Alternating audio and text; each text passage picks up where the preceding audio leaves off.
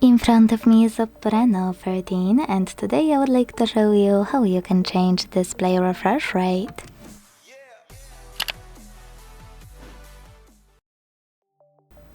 First of all, just go into settings and scroll to choose display and brightness.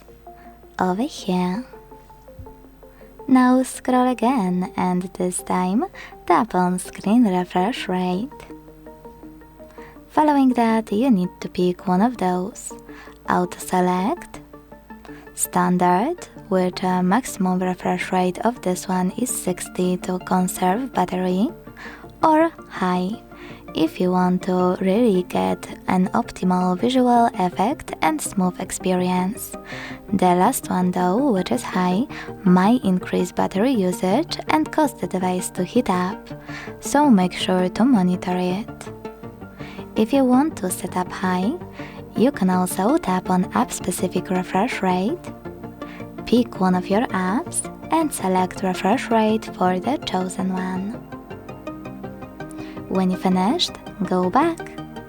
As you can see, after that, screen refresh rate of my device has changed.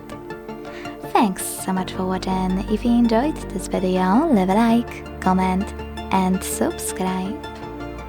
Bye!